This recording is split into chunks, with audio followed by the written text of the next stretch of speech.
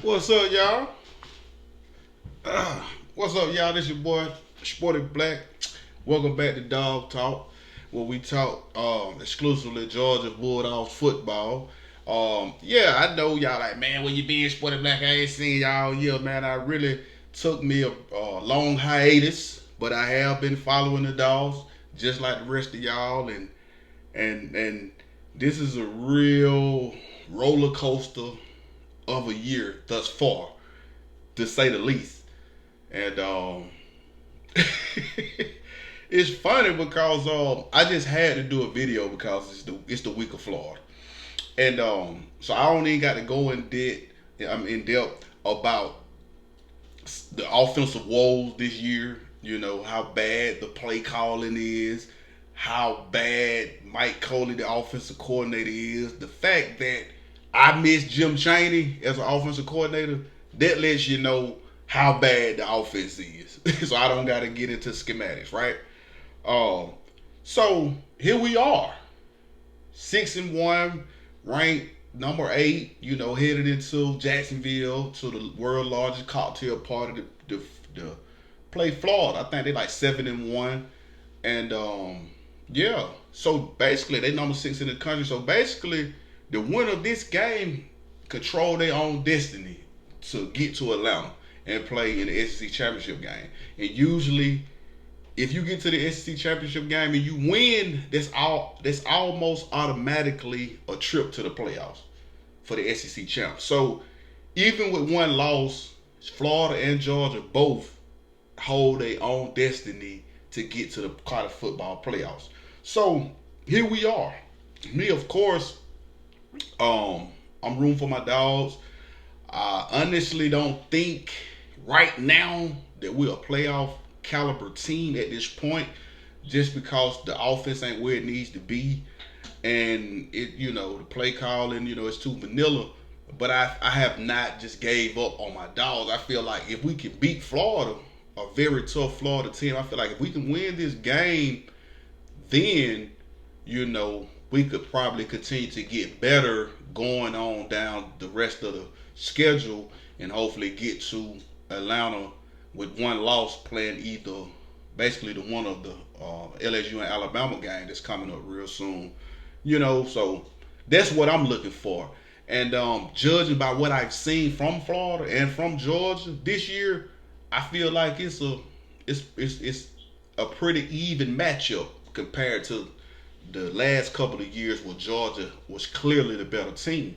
This year, though, I feel like Florida is a really good all-around football team, especially their defense, particularly up front in the front seven. They get out to the quarterback. They, wreak havoc, cause turnovers, and even in the back end, they got some really good corners. Like, their corners are really good, so they're a really good football team.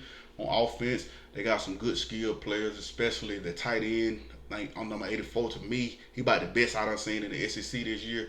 He kind of like a in-betweener between a tight end and a wide receiver, so he just create matchup problems with the opposing defenses. So he's a threat. I think that the quarterback Trask, I think he's better than Felipe Lopez. So I think that's an upgrade right there. But at the end of the day, this football game is going to boil down to simply who runs the ball more and who protects the ball the best and who has the less penalties. You know what I'm saying? And just mental mistakes. Which I'm saying is, so if Georgia goes out here and we outrush them, which I feel like we can do, and we don't turn the ball over, which we should be able to do, and we don't just beat ourselves with these stupid bonehead penalties and stuff like that, I feel like we can beat them. But if we go out there and we turn the ball over and we can't run the ball, and then Florida beat us by 10 points or 2 touchdowns, just being honest by what I've seen. But I feel like Georgia is the favorite, should be the favorite, and will prevail with no doubt about it. We should, and we'll beat Florida. Yeah. Ain't no bag now. Yeah, we'll beat Florida. But Florida is a good team. Shout out to all them boys over there. But just, doing an internal look at the dogs, you know what I'm saying? Like, man, it's this a tough year here, man, because me personally, it's like last year, if y'all remember any of my videos, I was very vocal about the fact that I felt like Justin Field was a better quarterback than Jake Fromm. And, you know, a lot of people didn't believe me at the time. But sometimes, if you watching football, and a lot of us been watching football for a long time, you can look at two players, and although one is struggling and the other one, you know, is more farther along in terms of development, you can still tell which player has the more promising future, which one has more upside. So anybody with any kind of inkling of football knowledge could look and tell that Justin Fields had just more overall upside at being a quarterback than Jake Fromm. It's just he's a better athlete. Period. He got a better arm. It's just more you can do with him if you got an offensive minded coach who can fit the offense to fit the quarterback skill set. And I think that was the problem at Georgia.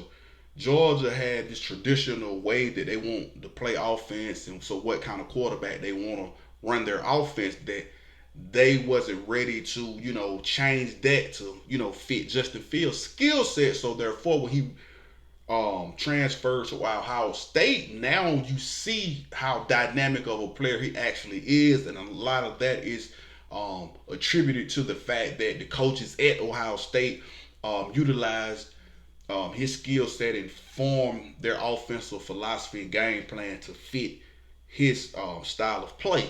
And if you see the results, you know what I'm saying, they look like a legit college football playoff type of team. So I expect to see Ohio State in the end when it comes down to the Final Four.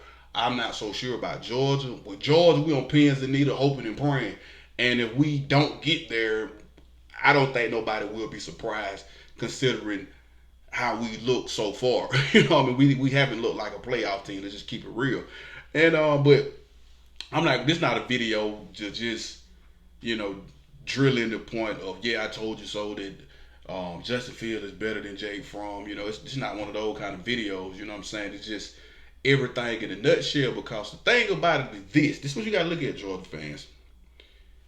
If and when, and all this stuff I'm talking about is very probable.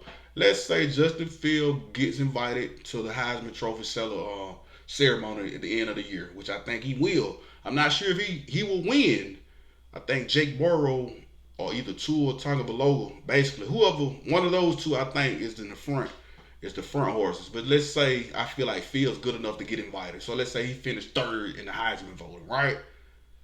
Then not only do they win the Big Ten, which is likely if they beat Penn State, and then he goes on to the playoffs. But then Jake Fromm in Georgia end the season with another loss in the SEC championship game, and going back to the Sugar Bowl, or God forbid we lose two more times to end up going to the Capital One Bowl or the Outback Bowl. You feel what I'm saying? So here we are. We'll have Jake Fromm. We lose 2-3 games. We go to the a regular bowl, and then Ohio State is competing for a national championship.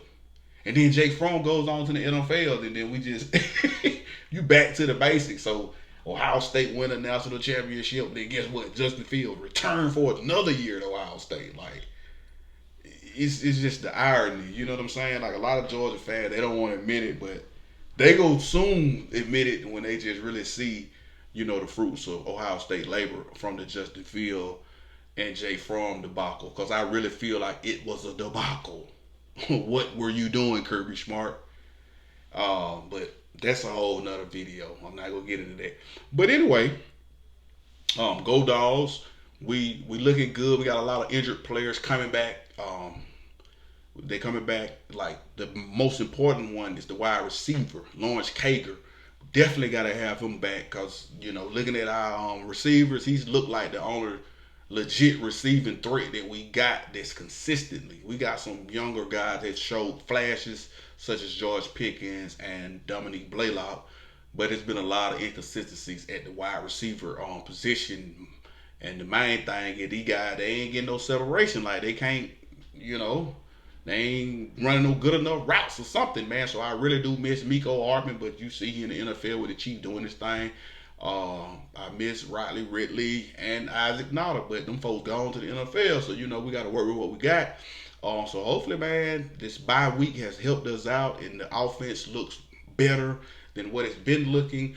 But we all know that the formula for Georgia is to keep Jake Fromm um, pass attempts below 30, somewhere like the 20-25 range. We can, do that and run the ball for like 200 and some yards. Yeah, we should get the W, man. But that's all I got to say for now. If you're new to the channel, make sure you subscribe to the channel and follow the playlist Dog Talk, man. I'm Sporty Black and I'm signing off. Go Dogs.